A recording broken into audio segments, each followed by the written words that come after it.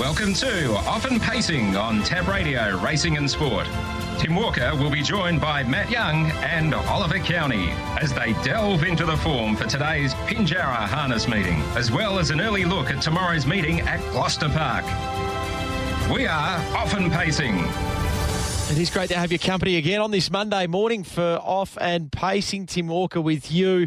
Looking forward to the next half hour or so. We've got Ollie Cownie and Matt Young standing by, ready to go. And we'll also have Michael Young this hour with a couple of exciting paces that are going to make their WA debuts over the next couple of days, including one down there today at Pinjarra. We'll review Gloucester Park Friday night. We'll get a little snapshot from the boys of a couple of horses to follow. Also some tips for the next few days. But Ollie Cownie is with us on the line.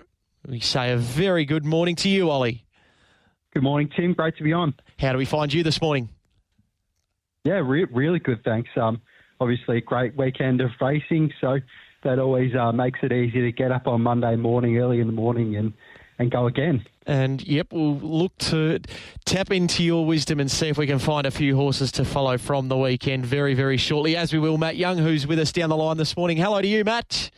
But in the meantime, Ollie, what we might do is let you rip into some horses to follow from Friday night. Of course, we've got plenty to work through out of it. It was a terrific night of pacing down there. And we spoke to Debbie Padberg on the Sports Daily about 45 minutes ago and just about some of her runners and her winners of late. She recently cracked the 600 win mark. And, one horse that is really taking to racing quite nicely with her is Little Happy Fella, a win and then a runner-up performance on Friday night, and that's where you're going to start with your horses to follow. Yeah, absolutely. Her team's flying at the moment. State of Heaven was obviously a really impressive winner on Friday night, but Little Happy Fella was another one that was really good. First up, as you said, it was quite impressive. Strong tempo was on, which probably suited him quite well, but he still won nicely there, and then last night, again, he stepped right up in grade, so that was probably a little bit of a query, but the tempo was on again with Jetstar finally scoring a well-deserved win. Had been knocking on the door there, but Little Happy Fella, for a moment, you thought he might have run over the top of the winner, but there's no knock, and it was a really strong race. So Little Happy Fella stepped up nicely, and given his turn of foot, I think he can keep figuring in races where they run it to suit him. All right, and continue on. In the free-for-all on Friday, a horse here that's been going around for a long time now, Too Fast, Too Serious. Such a nice, speedy horse he is. And on Friday, he ended up snagging back onto the peg line, got a long, long way back there, and he was held up for a run for pretty much the entire home straight. But when he did get out, he looked to be really travelling quite nicely, and he hit the line quite hard. So I think, given his pattern, he generally goes around quite reasonable odds in these kinds of top races. So if he can get a draw, I think he can be one that can figure in the finish. And then Quinton in the feature race on Friday in the Pearl Classic, he was an outstanding effort. He got a long way back there, and the market didn't really think he was much of a hope at $71, and he flew home in the end. He ran his last quarter in about 27 seconds, and he only finished 3 metres off Wave Rider, who has been one of the benchmark 3-year-olds so far this season. So I thought Quinton was really, really impressive there, and he's a horse to follow. And I think going forward in these 3-year-old races, if there's speed on, Quinton might be the one finishing over the top. All right, so Little Happy Fella, Too Fast, Too Serious, and Quinton for Ollie there. We have got the telephone gods playing ball now. Matt Young is with us down the line. Hello to you, Matty. Good morning to you again, Tim, and to Ollie. Everyone tuned in, and we're up and running. Now, you just mentioned that you wanted to touch on the 2-year-old race from Friday night as we rip into your horses to follow.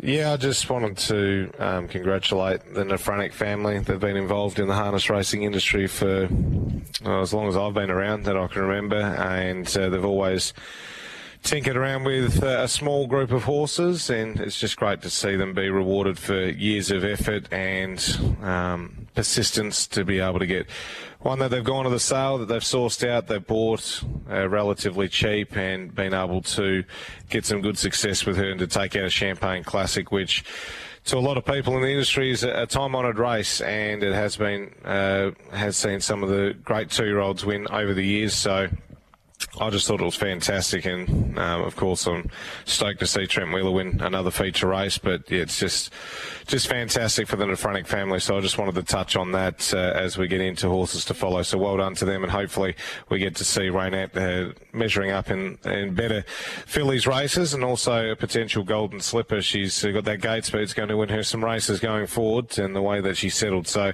looking at my 3 horses to follow from Friday night, we'll start nice and early. Captain Bligh. I know I'm not a genius in saying this is a horse to follow, but at the same time, I just like the way that he actually got around the track better on Friday night. I think, if anything, he didn't get a clear run. We know how talented he is, but at the same time, I just thought he drove straighter and he looked more tractable, which going forward is going to be a big thing for him. So I think Captain Bligh is definitely one to follow now. If you're a little bit spooked by him hanging a touch in his recent runs, then I think you can jump back on the bandwagon there. I thought Rock and Roll Elliott was really good. We'll get to see him in a trial after he broke late, but he was steaming home down the outside. And I know he's at a harder grade, but what I saw on Friday night was probably the best version of him that I've seen in a while. So you would imagine he's going to bounce off that run nicely and continue to improve. So he could go around from any draw at a silly price, and has to be included into your novelties, and I think he's come back really well. And 3 Rumours, who just backed up an outstanding run where she hit the line really well 2 starts ago. She did a power of work, a mountain of work on Friday night, and she just did not give up the chase. I thought in a race where Queen in the Corner obviously took star billing by winning the race and performing so well, I thought 3 Rumours was absolutely outstanding into 4th position. So those are the 3 to follow, and I think they're 3 good ones in my eyes. Yeah, absolutely. And well said about the Champagne Classic as well. So you touched on it on Friday morning. Yes, wasn't able to win the gold bracelet last week, but wasn't disgraced by any stretch of the imagination, was Raynette, and got her moment in the sun there on Friday. Now, just if you can, a word Wave Rider as well, Matt, and what he was able to do in the Pearl Classic. It felt like a statement performance that we'd been waiting for. Yeah, I think he it looked a race where the Bell Duo was going to be able to dominate, and they were able to. They got away with a little bit out in front.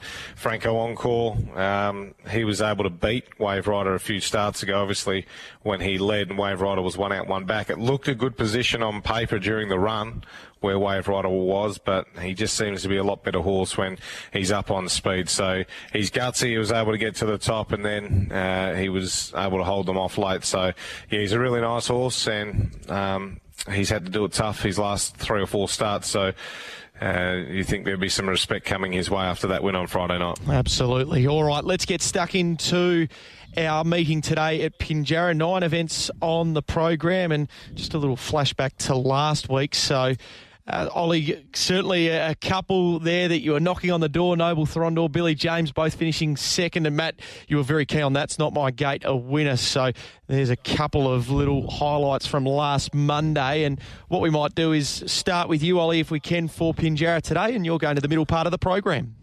Yeah, race 4 I'm starting in. Watch Me Wave. Started her career nicely with a win over Pecunious at Pinjarra. I thought she then raced really well behind the informed Lady Violetta and Madam Publisher. They were just too good in the end, but she led last start, and I thought she was maybe a touch disappointing, although they did burn off the gate. I think this is no tougher. Back to a mile looks suitable with no back line. I thought Dylan has plenty of options in this race, whether she wants to lead or take a trail in Heart of Alia, and I think either way should be really hard to beat in the 4th race. Continue on. Over to race 8. We've got cut and Run. First up, battled away behind one that Matt mentioned just before, Captain Bligh, who was awesome there, winning. Last start ran a good race, I thought, outside Rock and Roll Sass. And third up here, I think he always seems to be a horse that's better on the peg line. So He's got pretty good gate speed.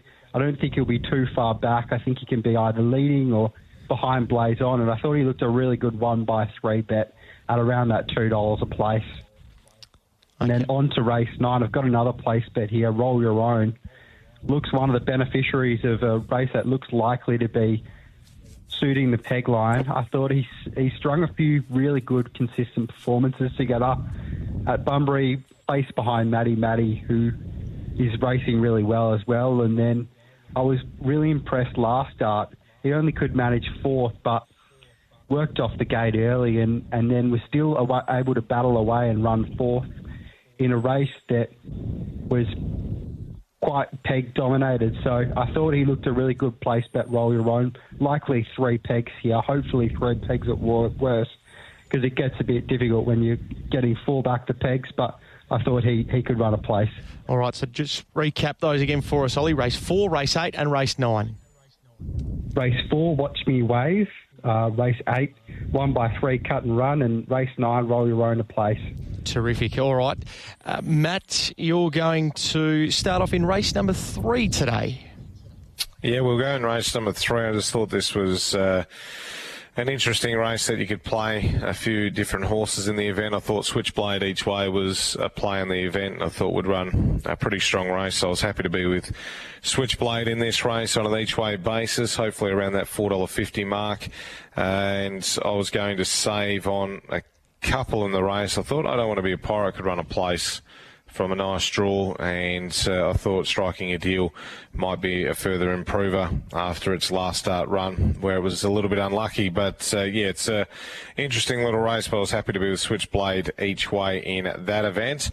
And then moving on to races 5 and 8. Race 5, I thought it was a race for Kinsabi each way. This horse is one that Ollie's mentioned before, and it's got a good turn of foot, and I think whatever or wherever he sits in the run here, I just think he gets home better at Pinjarra. So if they don't do a drop of work with him, I expect him to be running home really well. I think I Need a Drink will lead, so I could open it up to Swooper's chance late. And I thought Kinsabi, after beating I Need a Drink last start, is going up a better price. So I'm happy to be with Kinsabi in that race each way. And in race number 8, Blaze On. I just really like Blaze On, $2.50. I think he can run to the lead here. I hope he can run to the lead here. If he doesn't lead, I'm not all that concerned. I think he'll still get a good run. But I thought Blaze On was really hard to beat in race number 8, number 4. So those were my 3 for today at Pinjarra. All right, so that is Switchblade on the each way basis. I don't want to be a pirate and Striking a Deal on the place basis there in that third race for Matt. Kinsabi race 5 with an each way play, and then Blaze On the best of the day for Matt. All right, so to Gloucester Park tomorrow night, and it was quite a profitable night last week. Obviously, Our Lady Jen, Matt, you were very keen on Our Lady Jen, very much a heavy place basis, but able to get the job done early on in the night. So we'll let you start tomorrow night there if we can. Obviously, you're going to be playing early. Yeah, look, I really like the meeting tomorrow, so I'd say when the prices come out, it will definitely determine a bit more. But it's, I'm going to start in the first 2 races where I like them, and that's races 1 and 2. So I think Sister Cherie will be winning tomorrow. I thought the One American Monarch could take the cover. Sister Cherie should get the job done, just depending on what price she is. But she should be winning race number 1. And race number 2, I thought Mr. Chip would bounce, have a go Joe early, get to the top, and from there, Mr. Chip. He was disappointing last start, but he's had a little break coming into this. And if he returns anywhere near his best, I think he'll use that gate speed, lead and win. So race 2, number 3, Mr. Chip. Those were my 2 plays. But yeah, I'd say tune into the Sports Daily tomorrow, because once we sort of get an understanding of what the prices are going to be, there is about 5 or 6 I like tomorrow. So hopefully the prices will be okay. All right, we'll have a good look at that tomorrow morning. So Sister Cherie and Mr. Chip there for Matt. A little early snapshot of Gloucester Park tomorrow night. Now, Ollie, you're going towards the middle part of the program for a couple of yours. Starting in race 5 here, Instigator moved up last start at Narrogin like he'd win by 5 lengths, I thought, and just maybe lost concentration once he got clear and couldn't see any other horses. Nabbed late by Magic Bay.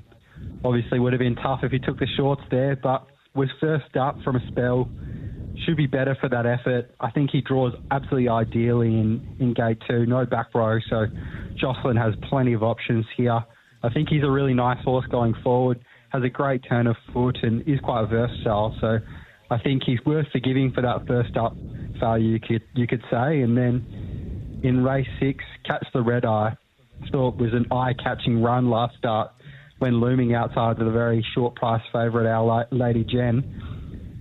She was first up for Chris Folk, whose team seems to be going really well at the moment. I thought Sport looked the likely leader in the race, so I'm not sure she's a horse that really puts them away, sort of just keeps a short margin there, and I think she's vulnerable in this race. So I thought the turn of foot that Catch the Red Eye sustained last start, I think she can go really close, despite having a really awkward draw in this race. So if she's each way odds, I'd love to play her each way. All right, so that is for Ollie there tomorrow night. Instigator, Catch the Red Eye, race 5 and race 6, along with Matt, race 1 and race 2, Sister Cherie, and also Mr. Chips. So that is a little look at what we've got coming up over the next few days. Of course, Ollie, you'll be a part of Talking Trots on Thursday evening. That will be up and going, that podcast. So looking forward to hearing what you've got to say in the build-up to this weekend's harness racing as well. Looking forward to hopefully I tip a few more winners this week. All right, I'm sure you will. All the best. We'll catch up with you again in a fortnight. No often pacing next week with the public holiday. Thanks, Tim. There is Ollie Cownie, and Matt, we'll have you there on the Trots WA X page as always. It'll be essential viewing and listening as well to what all of the participants have got to say in the build-up to each of the 9 races today, and then again tomorrow night as well. Yeah, exactly right. Looking forward to the meeting, and we'll just follow along. There'll be plenty of interviews to have a listen to, and hopefully some good lead-ins. And like you touched on as well, obviously the Sports Daily tomorrow morning to get your updated thoughts on Gloucester Park. If you're keen on the meeting at this stage, hopefully those confidence levels just grow even further. And then again on Friday morning, the Retrovision Gloucester Park preview. So all the best today, Matt. Looking forward to it. There is Matt Young and Ollie Cownie with their look at what's coming up over the next couple of days here in the West. Stay tuned. We've got Michael Young. He'll be up next.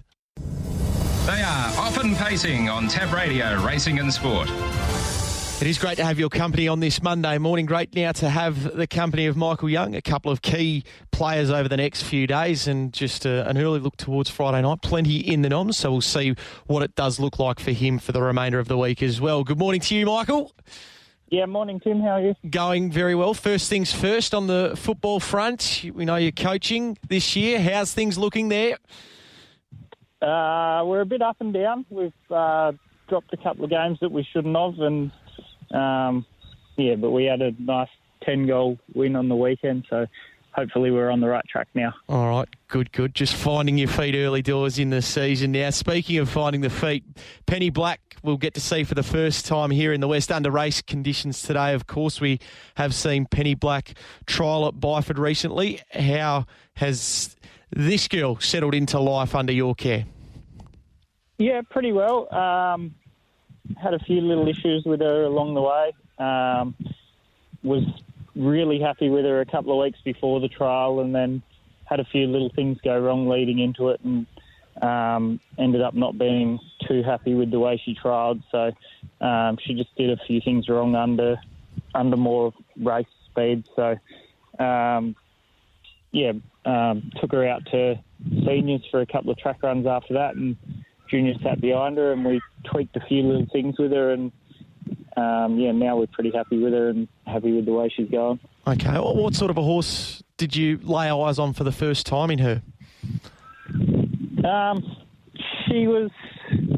She's a strong mare. She had pretty reasonable form around the better ones in New Zealand, obviously racing in the Oaks and such. So we wanted a nice low-class mare for racing over here, and she fits in pretty well. She's a big girl, and she's pretty strong. She's got a big motor, so I'm really happy with her going into today. She worked with Montana DJ on Friday, and she handled in quite nicely, and he trialled really good on Sunday, so that gives me a bit more confidence too. Yeah, and we'll touch on him in just a moment. And you touch on that New Zealand Oaks form. Well, we've already seen what it looks like over here in the West, of course. So from barrier number 3, with what you're saying, are you expecting that she should be going down there and looking after matters today? Yeah, I'd expect her to. I think she's on her way to bigger and better things than country racing, so I would hope, all things being equal, that she'd get the job done today. So she's a pretty casual customer, so I don't think it's going to be overly impressive either way of how she does it, but I expect her to get the job done. And just on those bigger and better things, does that look like end of the year taking on some of the better mares in the state? Yeah, that'd be the plan. She's definitely got the ability for it. Just whether or not it comes up a bit quick for her.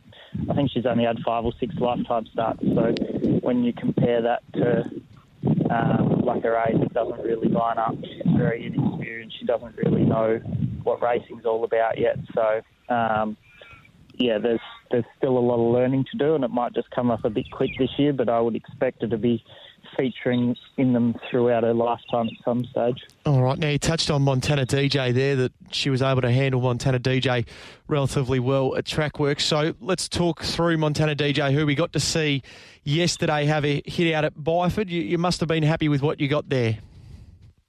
Yeah, I was this week. So I took him last week, and I'd been telling all the owners how good he was and that he was a really nice horse, et cetera, et cetera. And then he went to trials last week and he wouldn't go a yard, so that was pretty disappointing. Put a hood on him this week, and completely different horse. Sat in the breeze and dealt with him really easily. Certainly did, and the fact that you were in and around some nice enough horses, some consistent performers there yesterday as well, that must give you a little bit of heart for when it does come to race time, potentially this Friday night? Yeah, it will be this Friday. Yep. Yeah, it was nice that Regato Mac was an added extra into there, because obviously he's a nice horse. So it was nice to get a kind of a gauge on where we're at lining up with something like that. So that was pretty good. And yeah, this Friday, hopefully in the stand this Friday, and then we'll push on to the York Cup Sunday week. Okay. And then, again, in terms of what it looks like long-term for Montana DJ, you've got high hopes, like you spoke about with the owners there, that we can see Montana DJ playing a part in some really good races going forward? Yeah, I think so. That he gives a really, really good feel at home. He's obviously, he was one of the better juveniles in New Zealand, and he comes over here on a really low mark. So he's got some races to work through before he's got to see any of the good ones here. So what he shows me at home, I think he'll progress through. We're having a chat here to Michael Young on, off and pacing. We'll get to tomorrow night in just a moment, but just on the nominations on Friday night, I saw Beach City back in your care after a little stint over east. So how long's he been back here in the West? Yeah, he's been back a while. He had a spell, and now he's back and ready to go. So, yeah, pretty happy with him. He's obviously getting on a bit in age, so this will probably be his last hurrah. But, yeah, happy to have him back. And have you got a few, just looking at the noms there for Friday night, a few nominated? Have you got a few of the reinforcements that are on the way? Yeah, so we're working 28 at the moment, so... yeah, we got down to about 15 at one stage, and there wasn't many racing. So, yeah, the team's boosted back up. They've all come back in. A couple of new ones have joined. So should be an exciting couple of months for us coming up. All right, good to hear. Now, just before we do let you go, so you've got a couple of key chances there tomorrow night at Gloucester Park. Now, we just heard from Matt a few moments ago. He was keen on Mr. Chip in race number 2, where you've got Have a Go Joe clearly drawn barrier number 1 and is a big part of this race from the draw. What's the confidence levels going into this race with Have a Go Joe after a couple of starts in your care now? Yeah, he's been very disappointing, actually. He works well at home, hasn't had the best of luck. He pulled up not well after his first run. I thought he'd win. Then his second run, he didn't really get any luck. Was 3 wide early, then back to last, but didn't didn't go really as well as I'd expect him to that night either. So, he's drawing the pole tomorrow night. He's got good gate speed. We'll try and use it. He's very hard to get past on the track in front, so we'll just try and give him his chance again. All right, so that's in race number 2, and then Eva's Image, the last of yours that will run through this morning in the Trotters event at the back end of the night. Is there a night coming for Eva's Image at some point? Yeah, I think so. She's going really well. She was probably going to play a part last start when she copped a check, but I thought she still went okay. Her work since has been really good. So, tricky race, the Trotters stands, but I think she'll run a good race. It's just she seems to run a lot more places than wins, so probably lock her in for a place first and hope she goes one better. Work back from there. All right, well, good luck over the next 24, 48 hours and towards Friday night. Looking forward to seeing a few of these newcomers to your stable, not only today, but as I said, on Friday night as well. No worries. Thanks for having me on, Tim. There is Michael Young with us, rounding out Off and Pacing for this morning.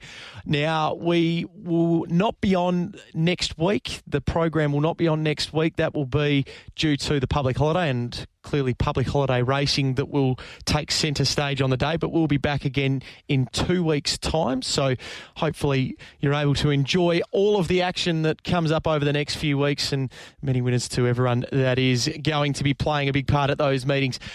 We'll take a very short break here on Tab Radio. Leah Ernest is here and ready to take you through the first part of race day. Thanks for your company this morning on Off and Pacing.